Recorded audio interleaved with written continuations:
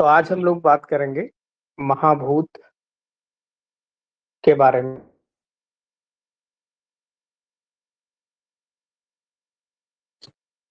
आकाश महाभूत।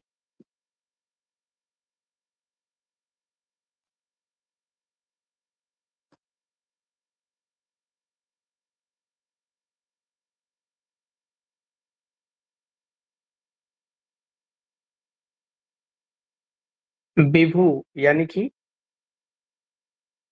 बहुत ही व्यापक रूप से व्याप्त है, नित्य है, इसका कोई अंत नहीं है। निष्क्रमण, निष्क्रमण यानी कि दूसरे भूतों में प्रवेश करना, निष्क्रमण और प्रवेश करना। अच्छा,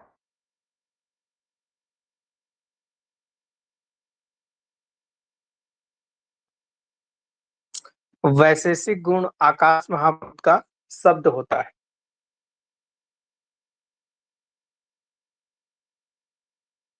वैशेषिक गुण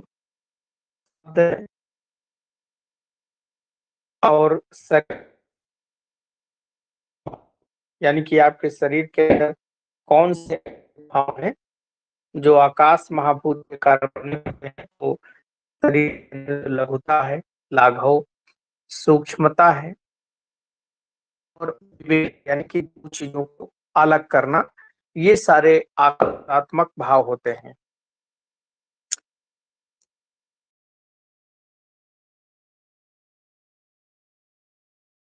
तो तैत्तिरीय उपनिषद में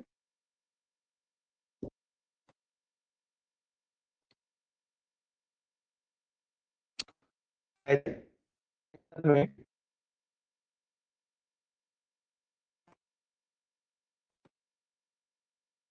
इस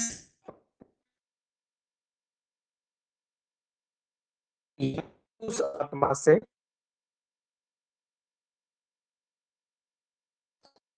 का भूत उत्पत्ति हुई।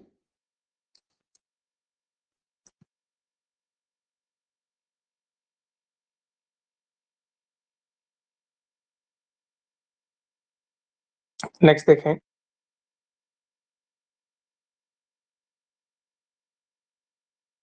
वायु महाभूत के बारे में।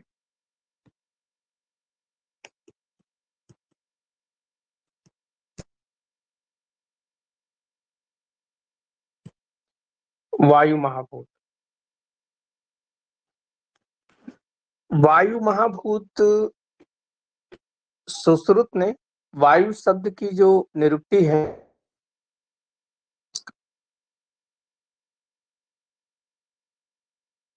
उत्पत्ति कैसे हुई है,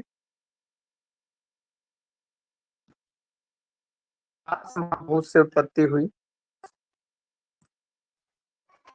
हुआ क्या कि बहुत बड़ा आकाश जब खाली स्थान बन गया, एक स्थान पर कम, एक स्थान पर ज्यादा खाली में होता है, तो एक तरफ से कोई द्रव्य जब बहने लगते हैं तो वही द्रव्य बहेंगे, छोटे छोटे कण, तो उससे वायु की उत्पत्ति हुई।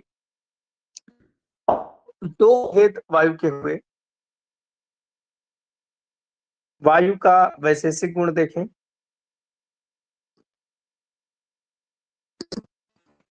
वायु का वैशेषिक गुण होता है स्पर्श। शरीर के अंदर वायात्मक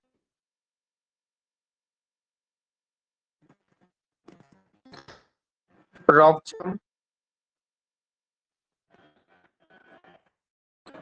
प्रेम,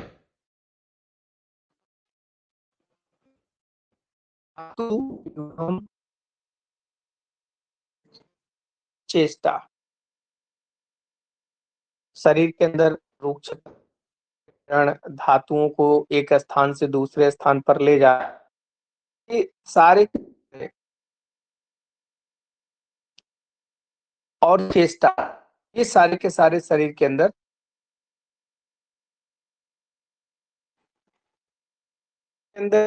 वायु भाव है। रूक्षता, प्रेरण, धातु विहम और चेष्टा। धातु विहूहम अर्थात जो सर्कुलेशन का पार्ट होता है। वायु के दो भेद होते हैं,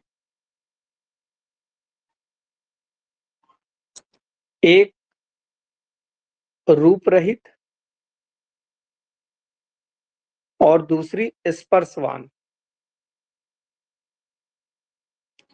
रूप रहित और स्पर्शवान। साथ ही साथ में परमाणु रूप में परमाणु रूप में वायु नित्य है एवं कार्य रूप में अनित्य है।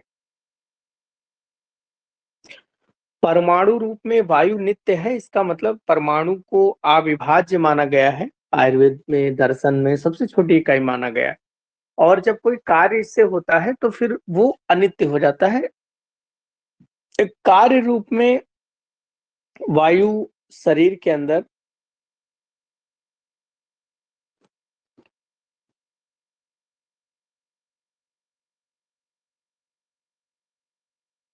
शरीर संज्ञक,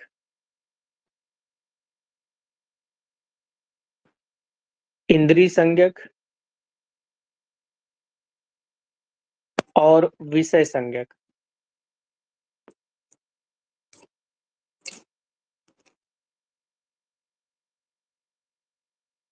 शरीर संज्ञक वायु जो होती है, ये 5 भेद होते हैं इसके। प्राण, उदान, समान, व्यान और अपान। प्राण, उदान, समान, व्यान और अपान, ये शरीर संज्ञक वायु 5 भेद होते हैं।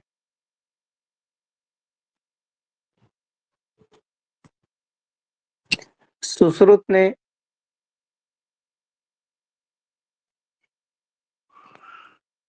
वा गति गंधनयो,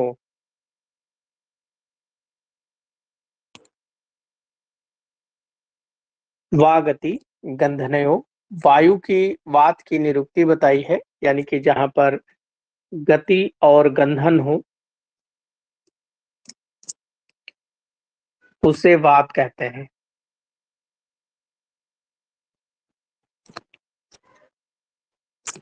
साथ ही साथ में आचार्य सुश्रुत ने बताया कि स्थिति और उत्पत्ति में, स्थिति, उत्पत्ति और विनाशेषु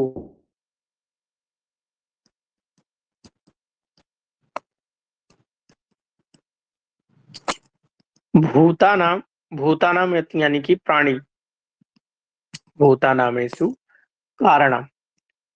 तो भूत यानी कि प्राणियों की स्थिति, उत्पत्ति और उनके विनाश का कारण वायु को बताया है। साथ ही साथ सुश्रुत ने वायु को बताया है कि वायु स्वयंभू है, भगवान है। स्वयंभू, भगवान, सर्व आत्मा, सर्वलोक, नमस्कर्ता, अव्यक्त,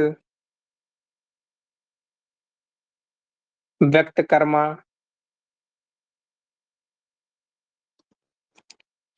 रूक्ष, सूक्ष्म, लघु, खर, तिर्यक, रजोगुण बहुल,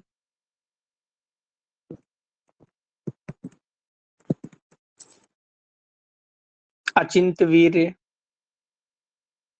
रजोगुण बहुल, अचिंत वीर्य, दोषता,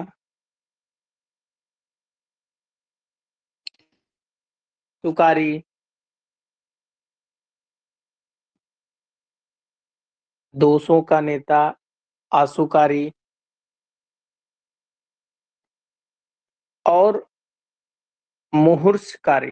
धीरे काम भी करने वाला होता है वायु, और तेजी से भी काम करने वाला वायु होता है। तो स्थिति, उत्पत्ति, विनाश का कारण है, भगवान है, स्वयंभू है, सर्वात्मा है, सभी लोगों का व्याप्त है, नमस्कर्ता है, अव्यक्त है, व्यक्त कर्मा है, रूक्ष है, सूक्ष्म है, लघु है, खर है, तिर्यक, रजोगुण बहुल है, अचिंत्य वीर्य वाला है, दोषों का नेता, आसुकारी और मुहूर्तकारी। ये सारे के सारे वात के गुण बताया। जबकि चरक ने सूत्र स्थान 12 वात कलाकली अध्याय में वायु को कहा कि वायु तंत्र यंत्र धरा, वायु तंत्र यंत्र धरा,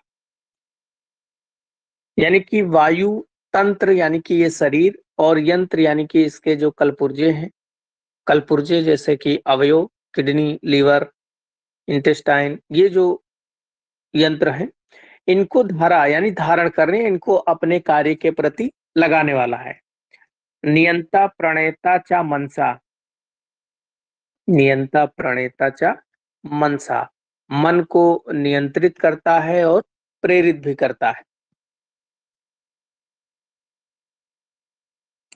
साथ ही साथ में चरक ने वायु को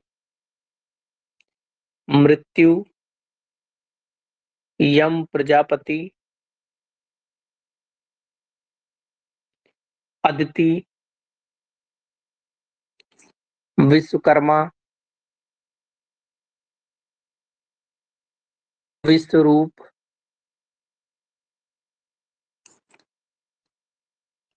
सर्वतंत्राणाम, विधाता, विभु, विष्णु, संधान कर और गर्भकृति नाम, गर्भकृति नाम, ये सभी बताया है। इसके अलावा और बहुत सारे गुण हैं, जब वात कलाकली अध्याय पढ़ेंगे तो वहां पर पढ़ेंगे। अष्टांग हृदय ने कहा सर्व अर्थ अनर्थ करणे, सर्व अर्थ अनर्थ करणे, विश्वस एक कारणम, विश्वस एक कारण, तो सभी अर्थ और अनर्थ का एक ही कारण है, वायु। अग्नि के बारे में देखें।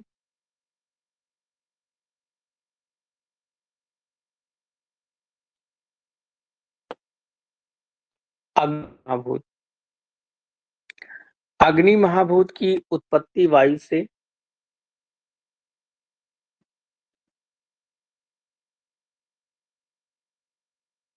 वायु से, और अग्नि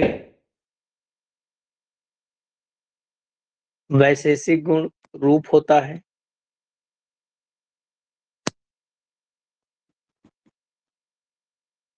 स्पर्श और रूप गुण वाला होता है,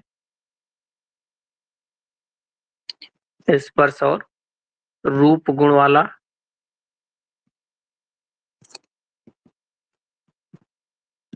स्पर्श में अग्नि उष्ण होगी। पीछे हम लोगों ने पढ़ा था कि अग्नि का रूप होता है भास्वर शुक्ल। अग्नि के दो भेद हैं, नित्य और अनित्य है, और कार्य रूप में अनित्य है।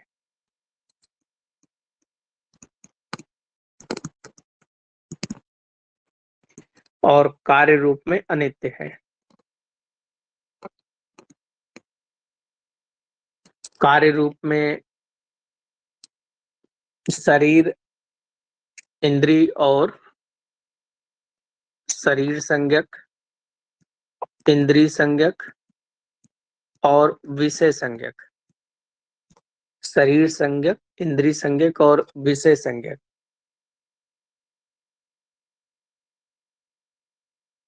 विषय संज्ञक अग्नि 4 प्रकार की होती है, भौम में, दिव्यग्नि, औदरज और और अकारज। अकारज भौम, दिव्य, औदर और अकारज, ये 4 होती हैं अग्नि के भेद विषय रूप में। नैमित्तिक गुण।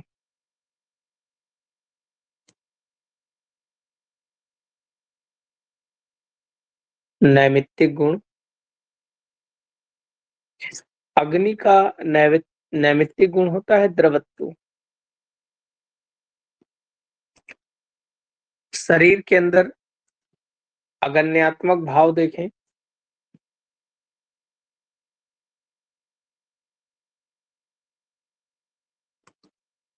अगन्यात्मक भाव, प्रकाश, पंक्ति, औष्णम यानी कि उष्णता, अमर्ष और सौर्य। अमर्ष और सौर्य। ज्योतिष शास्त्र में अग्नि के 4 प्रकार बताए गए विद्युत के।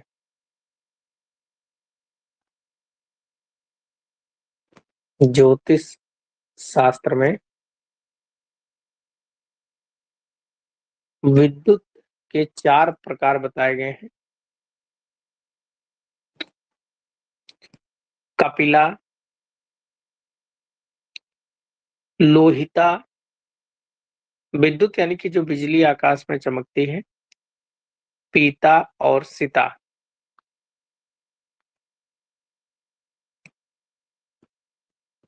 नेक्स्ट जल महाभूत देखें।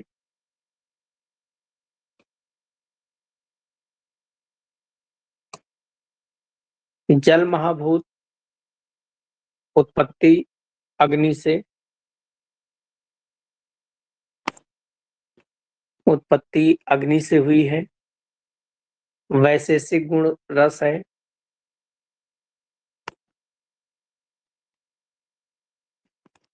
वैशेषिक गुण रस है।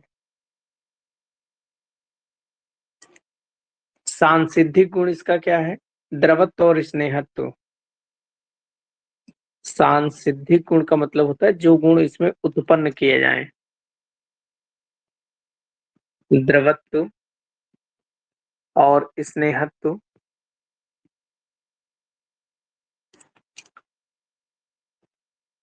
साथ ही साथ में जल जो होता है स्पर्श, रूप और रस गुण वाला। तो स्पर्श में जल होता है शीत, रूप में होता है आभास्वर शुक्ल और रस होता है मधुर।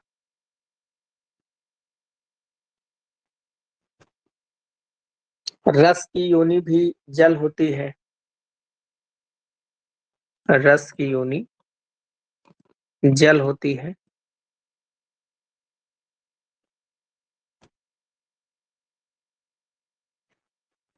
जल की 4 अवस्थाएं। नेक्स्ट देखें।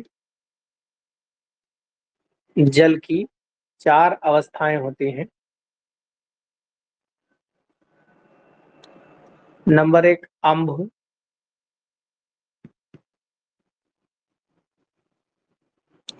मरीचि, मर और अप। अम्भ, मरीचि, मर और अप। अम्भ जो है वो सूर्यमंडल के ऊपर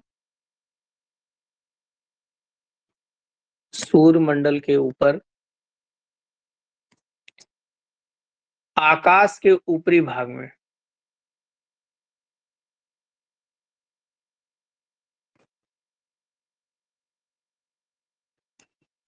सूर्यमंडल के ऊपर आकाश के ऊपरी भाग में जो पानी पाया जाता है वो अम्भ कहलाता है। मरीचि जो सूर्यमंडल और पृथ्वी के मध्य जो जल पाया जाता है उसे हम मरीचि कहते हैं। और पृथ्वी पर जो जल पाया जाता है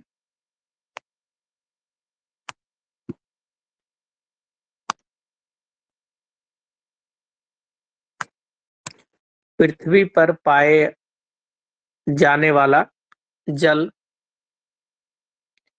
कहलाता है मर। और पृथ्वी के नीचे जो पाताल लोक में जल पाया जाता है वो कहलाता है अप। तो ये जल की 4 अवस्थाएं होती हैं।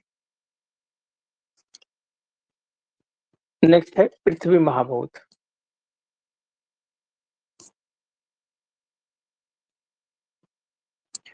पृथ्वी महाभूत पृथ्वी महाभूत की उत्पत्ति जल महाभूत से हुई है।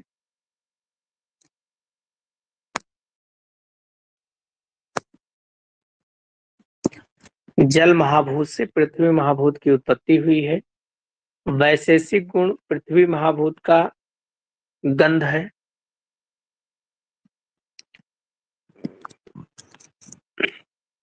स्पर्श,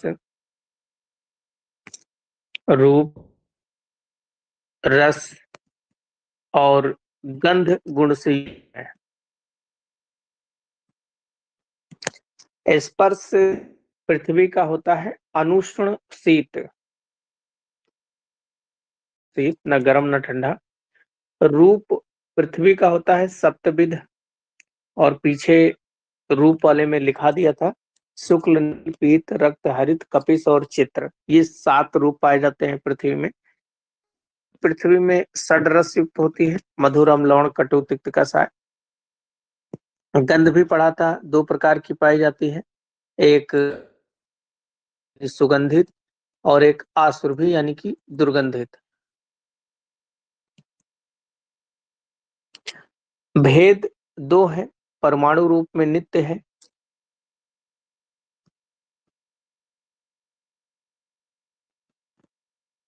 पर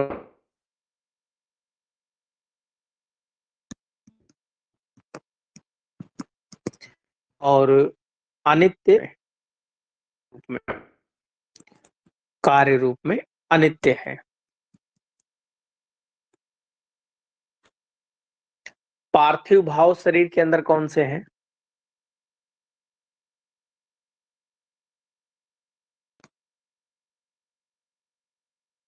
पार्थिव भाव तो शरीर के अंदर जो गुरुता होती है, गौरव, जो स्थिरता होती है, और जो मूर्ति भाव, मूर्ति यानी कि जो पूरा बनावट होती है, वो पृथ्वी के संघनन के कारण ही होती है। तो ये पार्थिव भाव होते हैं।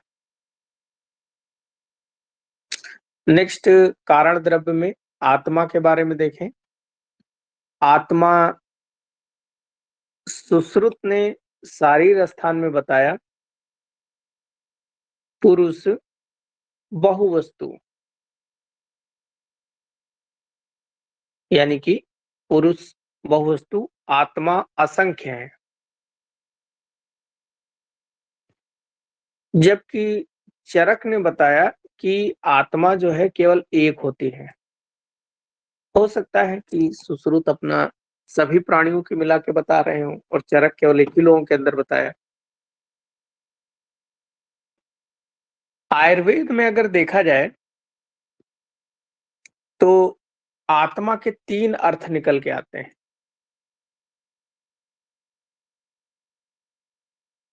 आयुर्वेद सम्मत आत्मा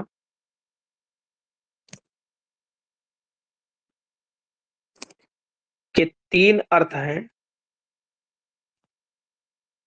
परमाणु, सॉरी, परमात्मा, एक है परमात्मा। दूसरा है अतिवाहक, और इसी को बोलते हैं सूक्ष्म शरीर। और तीसरा होता है स्थूल चेतना शरीर। एक परमात्मा, एक अतिवाहक और सूक्ष्म शरीर। अतिवाहक शरीर क्या होता है? अतिवाहक शरीर में जब आत्मा जैसे आयुर्वेद में ये बताया गया है कि मोक्ष कब मिलेगा? मोक्ष तब मिलती है जब आपकी कोई तृष्णा यानी कि कोई इच्छा बाकी ना रह जाए, तब मोक्ष मिल जाती है। यानी कि प्योर आत्मा शरीर से निकल जाए तो मोक्ष मिल जाएगी, वो परमात्मा में चली जाएगी। जबकि अतिवाहक शरीर में अगर आपकी इच्छाएँ अधूरी रह गईं, तो उस कंडीशन में आत्मा के साथ में आपकी जो एकादश इंद्रियाँ होती हैं, पंच तन्मात्राएँ होती हैं, वो भी आत्मा होती हैं। फिर आत्मा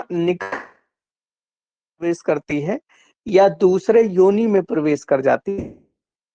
इसे बोलते हैं अतिवाहक। वाहक मतलब एकादश इंद्रिय को अपने साथ में लेके दूसरी आत्मा में घुस गई, दूसरे शरीर में घुस गई।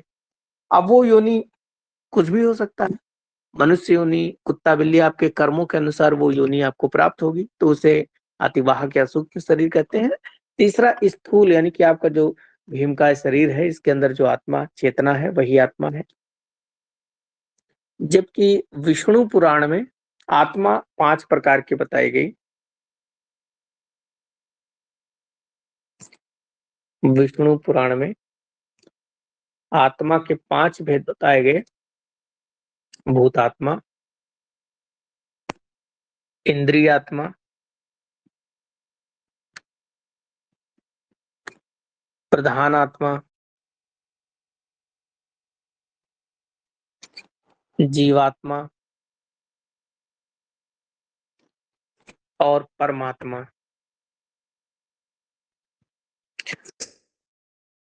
आत्मा, प्रधान आत्मा, जीवात्मा और परमात्मा, ये 5 भेद बताए गए। आत्मा जो होती है, ज्ञान का अधिकरण है। ज्ञानम अधिकरणम आत्मा।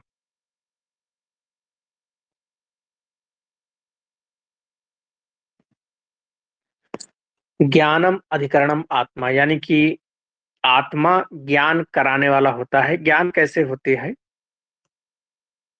जब इंद्री इंद्रियां क्या होती हैं? अपने से मिलती है। अर्थ क्या है? 5 होते हैं, आपको पता है, शब्द, स्पर्श, रूप, रस, गंध। जब इंद्री अपने इंद्रियार्थ से मिलेगी तो सूचना पहुंचाएगी मन को, कि मन फिर जाएगा, किससे मिलेगा? मन मिलेगा आत्मा को, जाके बताएगा कि सामने घोड़ा है कि हाथी है, तब जाके आपको ज्ञान प्राप्ति हो। जैसे चक्षु इंद्रिय आपकी सामने कोई वस्तु रखी है, उसको देखकर फिर ये संदेश पहुंचाएगा मन को, और मन जाके आत्मा को बताएगा, फिर ज्ञानी होता है वो बताएगा कि ये सामने घोड़ा खड़ा है या हाथी खड़ा है। आत्मा नित्य होती है, अजर अमर है,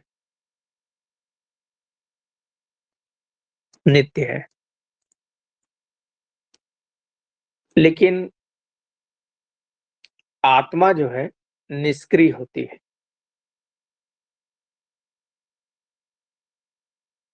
आत्मा निष्क्रिय है, चेतना प्रदान करने वाली है।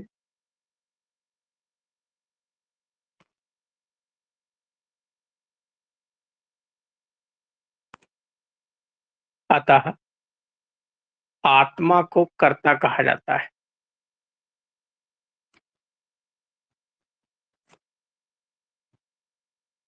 आत्मा को कर्ता कहा जाता है। जैसे आप लोग भी देखें, अगर घर में कोई टॉर्च है या कोई खिलौना जो सेल से चलता हो, अब मार्केट से आप सेल खरीद के लाए, सेल क्या है? निष्क्रिय है। लेकिन जैसे ही सेल को टॉयज में या घड़ी में लगाओ, तो घड़ी या टॉयज क्या होता है? चलने लगता है, खिलौना एकदम भागने लगता है, दौड़ने लगता है बटन ऑन करते ही। वैसे ही आत्मा है। आत्मा तो जब तक शरीर के बाहर है निष्क्रिय है, जैसे ही शरीर में पहुंचेगी आपको चेतना प्रदान करेगी। तो आत्मा को it's a kind of energy मान सकते हैं, ऐसी एनर्जी है। एनर्जी क्या होती है? Energy never be destroyed. कभी भी एनर्जी को आप नष्ट नहीं कर सकते हैं। It can be transform one form to another form. केवल इसको क्या कर सकते हैं आप, एक फॉर्म से दूसरे फॉर्म में आप कन्वर्ट कर सकते हैं। जैसे सूरज का प्रकाश में फोटान होते हैं, सोलर पैनल ने उसको पकड़ा और एक केमिकल एनर्जी सोलर पैनल जैसे बैटरी में वो आई, केमिकल एनर्जी में परिवर्तित हो गई और वो केमिकल एनर्जी जो है पंखा चलने लगा तो वो इलेक्ट्रिक एनर्जी में कन्वर्ट हो गई। और जो पंखा चल रहा है ये एक तरीके से वर्क हो रहा है, तो वो एनर्जी जाके वर्क में कन्वर्ट हो जा रही है। तो कभी भी एनर्जी नष्ट नहीं होती एक फॉर्म से दूसरे फॉर्म में, तो आत्मा भी अजर अमर है। लेकिन मन क्या है, मन अचेतन है।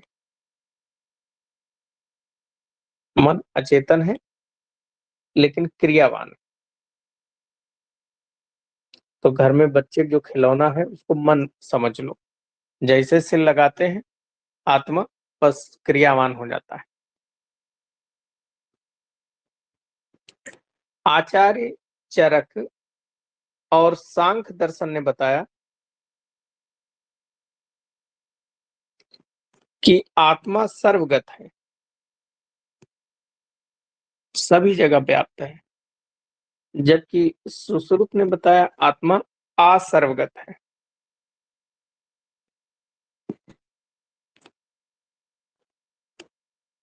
आत्मा के गुण कितने होते हैं?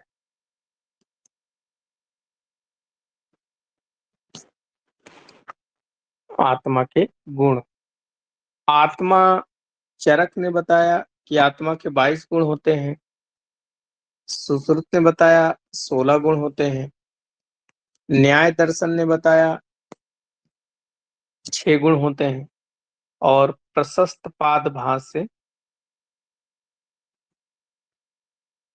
इन्होंने बताया 14 गुण होते हैं। तो सभी ने अलग अलग गुण बताया।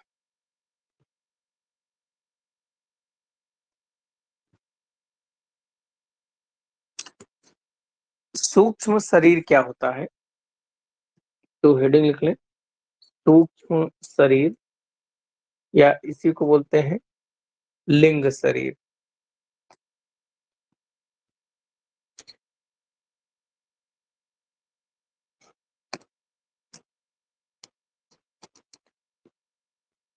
अतिवाहक शरीर। तो इसमें वेदांत दर्शन ने, वेदांत शास्त्र और आयुर्वेद ये कहता है कि सूक्ष्म शरीर में 17 गुण होते हैं, 17 तत्व होते हैं, जिसमें एकादश इंद्री,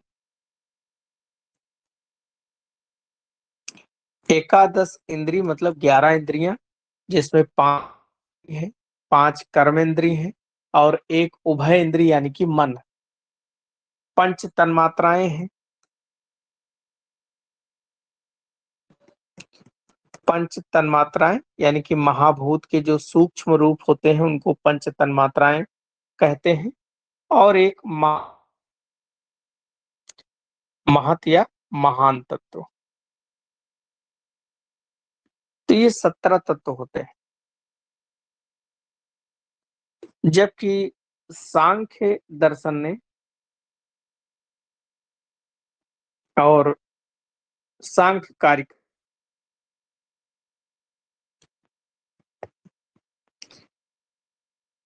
18 गुण होते हैं। सांख्य और सांख्य कारिका ने बताया 18 गुण होते हैं, जिसमें 17 तो ऊपर वाले हैं, एक अहंकार एक्स्ट्रा बताया, अहंकार एक्स्ट्रा बताया।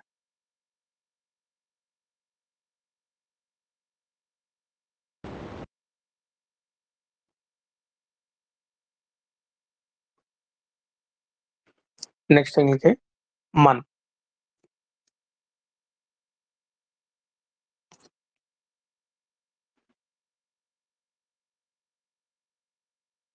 मन, तो मन का स्थान देखें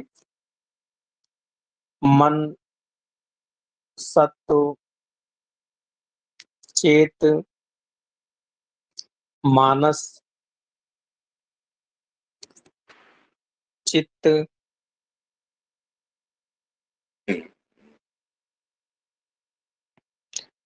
मन, सत्व, चेत, मानस, चित्त और हृत, इन सब का जो स्थान है वो है हृदय। लेकिन आचार्य भेल ने मन का स्थान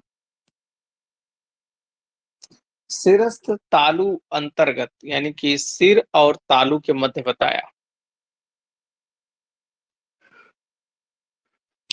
सिर और तालु के मध्य बताया। नेक्स्ट पॉइंट, मन का त्वचा के साथ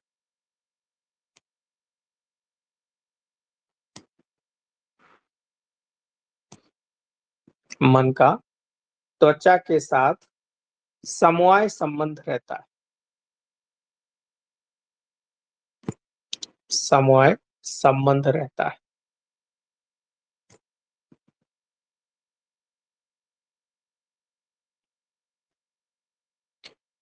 इसको बोलते हैं चेत समवाय। चेत समवाय।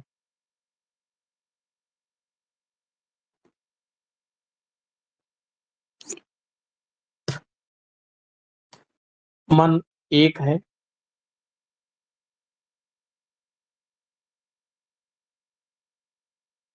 मन एक है।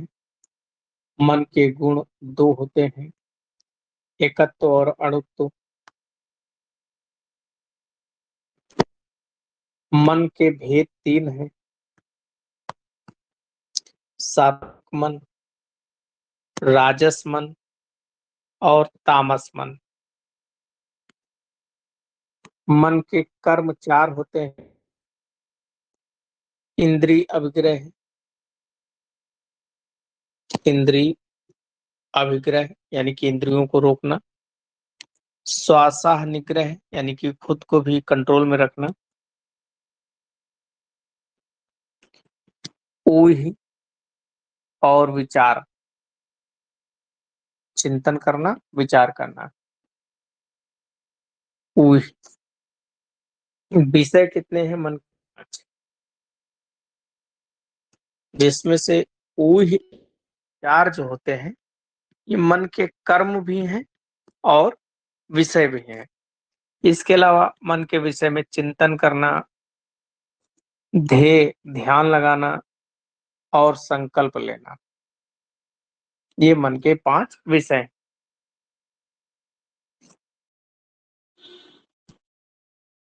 ज्ञान का होना या ना होना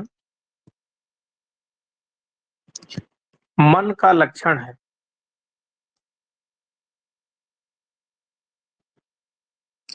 ज्ञान का होना, जैसे आप लोग पढ़ रहे हैं तो आपका ध्यान स्क्रीन के ऊपर है, आप बातें सुन रहे हैं मेरी, पढ़ रहे हैं, लेकिन 5 सेकंड के लिए भी अगर आपका मन कहीं और की याद में खो जाए तो उतने समय मैंने क्या पढ़ा है आपको नहीं पता चलेगा। तो यही ज्ञान का होना या ना होना। अगर आप सारी बातें ज्ञान हो रहा है इसका मतलब मन आपका उसी दिशा में लगा है, अन्यथा मन कहीं और। मन के गुण 8 हैं, प्रशस्त भास, और हम लोगों ने जब पढ़ा था तो उस समय लिख लिया था। मन अति इंद्रिय है,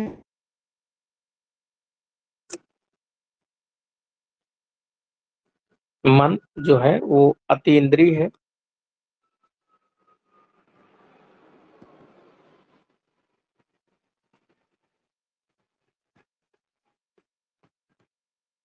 उभय इंद्रिय है।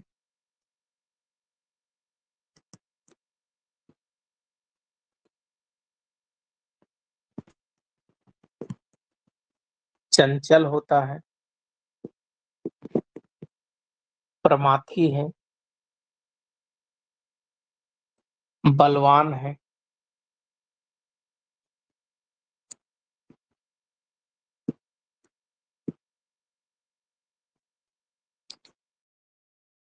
अचेतन है,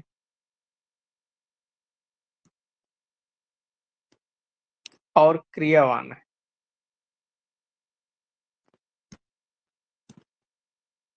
तो मन चंचल है, प्रमाथी है, बलवान है, अचेतन है और क्रियावान है।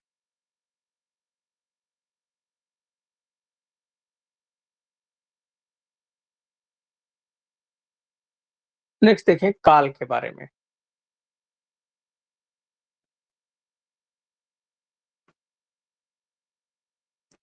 काल, काल यानी कि समय। तो काल एक है निरअवयव, निरअवयव, इसका कोई अवयव नहीं है, नित्य है, सर्वव्यापी है, हर जगह व्याप्त है, अमूर्त द्रव्य है, तो काल का कोई स्वरूप नहीं है, विभु है, अपर अस्मिन है, अपर अस्मिन, युगपत है, चिर है, क्षिप्र है।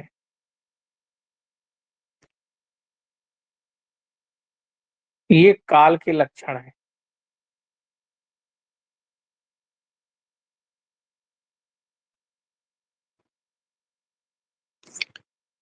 कालः पुनः परिणाम उच्यते, कालः पुनः परिणाम उच्यते। तो जब हम लोग रोगों के त्रिविध कारण पढ़ते हैं तो वहां काल, इंद्रिय और बुद्धि, काल, इंद्रिय और बुद्धि यानी प्रज्ञापराध, तो काल को ही परिणाम कहा जाता है। दो भेद हैं, एक है नित्यक, नित्यक को संवत्सर यानी कि एक साल में, एक वर्ष में जो 6 ऋतुएं होती हैं उसे नित्यक काल, और आवस्थिक काल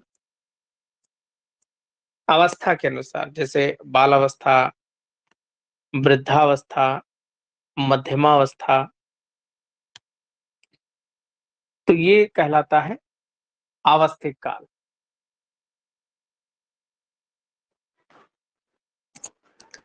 पुनः इसको हम लोग सर और आतुरावस्था भी कह सकते हैं,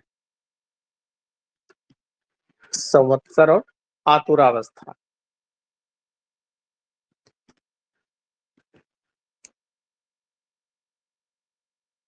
जबकि आचार्य सुश्रुत ने काल के 11 भेद और अष्टांग संग्रह ने काल के 12 भेद बताए। आचार्य सुश्रुत ने कहा कि लघु के उच्चारण में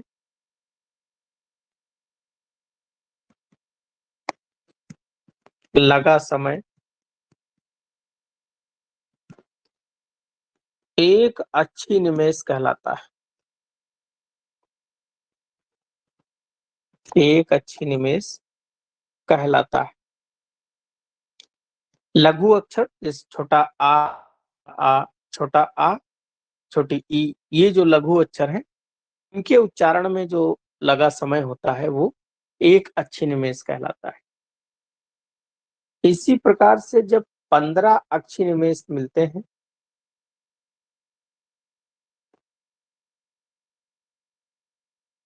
तो उसको बोलते हैं एक काष्ठा। जब 30 काष्ठा मिलते हैं तो बनता है एक कला, और जब 20 सही 1/10 कला मिलते हैं तो बनता है एक मुहूर्त। एक मुहूर्त होता है 48 मिनट। फिर जब 30 मुहूर्त मिलते हैं तो बनता है एक अहोरात्र, यानी कि 24 घंटे। जब 15 अहोरात्र मिलते हैं तो बनता है एक पक्ष, शुक्ल पक्ष या कृष्ण पक्ष। जब दो पक्ष मिलेंगे तब बनेगा एक महीना, एक मास। और जब दो मास मिलेंगे तो बनेगी एक ऋतु। और जब तीन ऋतुएं आपस में मिलेंगी तो बनेगा एक अयन।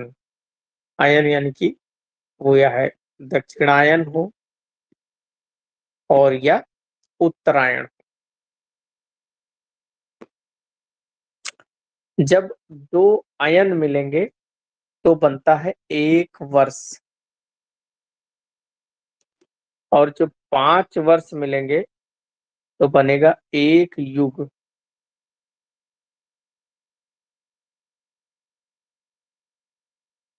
तो एक युग बनेगा।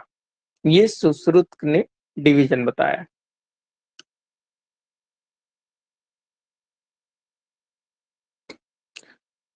जबकि अष्टांग संग्रह ने जो 12 भेद बताए, उन्होंने एक अच्छी निमेष,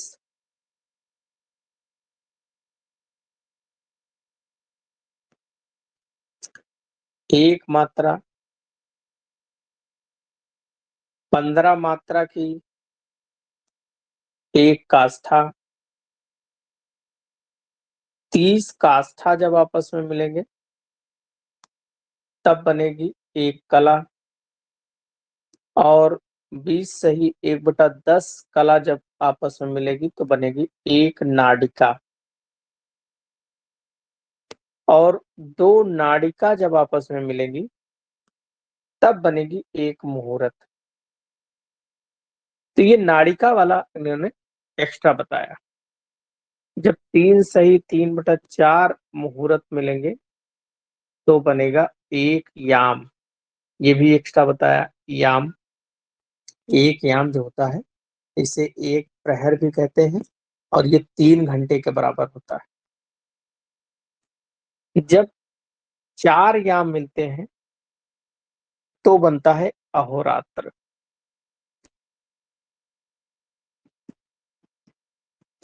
यानी 24 घंटे। और 15 अहोरात्र मिलते हैं तो बनता है एक पक्ष। और दो पक्ष मिलते हैं तो बनता है एक महीना। 2 मास की एक ऋतु, 2 ऋतुएं बनती हैं एक अयन। और 2 अयन जो होते हैं वो बनता है एक वर्ष। और 5 वर्ष का एक युग ये इन्होंने नहीं बताया। इन्होंने याम और नाडिका ये 2 एक्स्ट्रा बताए।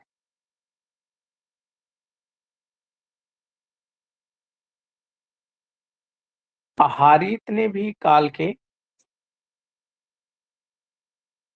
2 भेद बताए, सॉरी 3 भेद बताए हारित ने। एक बताया अतीत, दूसरा बताया अनागत और तीसरा बताया वर्तमान, यानी भूतकाल भविष्यकाल ये जो होते हैं इसके बारे में बताया। तो हारित के अनुसार काल हो गए अतीत, अनागत और वर्तमान काल। फिर आचार्य काश्यप ने भी काल के 2 भेद बताए। एक बताया इन्होंने शुभ काल, दूसरा इन्होंने बताया अशुभ काल। शुभ काल को इन्होंने बताया उत्सर्पण और अशुभ काल को बताया अपसर्पण।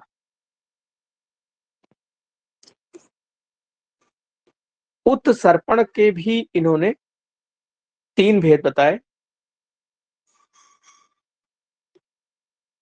आदि, देव और कृतयुग। अपसर्पण के इन्होंने 3 भेद बताए। त्रेता, द्वापर और कलयुग। मनुष्य का संघनन भी बताया इन्होंने कि मनुष्य का संघनन। इन्होंने बताया कृतयुग यानी सतयुग में मनुष्य जो है नारायण भगवान के जैसा था। त्रेता युग में यही संघनन हो गया अर्ध नारायण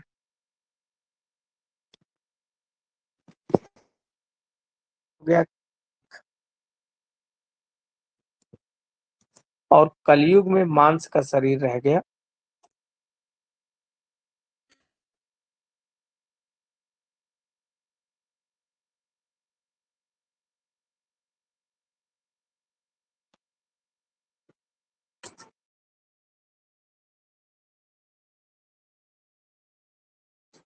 नेक्स्ट देखें। सुश्रुत ने आय है मतलब दिन। सुश्रुत ने दिन के भी तीन भेद बताए। पूर्वान, मध्याह्न और अपराह्न। पूर्वान में बताया कफ बढ़ा होता है, मध्याह्न में पित्त और अपराह्न में वात बढ़ा होता है। दूसरा रात्रि, रात्रि के भी 3 भेद बताए। प्रादोष, मध्य रात्रि और प्रत्यूष। प्रदोष में बताया कफ बढ़ा होता है, मध्य रात्रि में पित्त बढ़ा होता है और प्रत्यूष यानी कि रात्रि का जो अंतिम पहर होता है ब्रह्म मुहूर्त वाला, उसको प्रत्यूष कहा और इसमें वात बढ़ा होता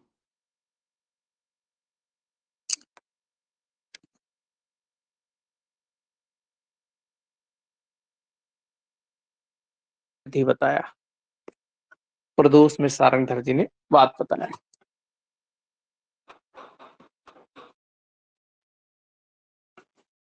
चलो आज बस इतना ही, बाकी नेक्स्ट टर्न पे पढ़ते हैं।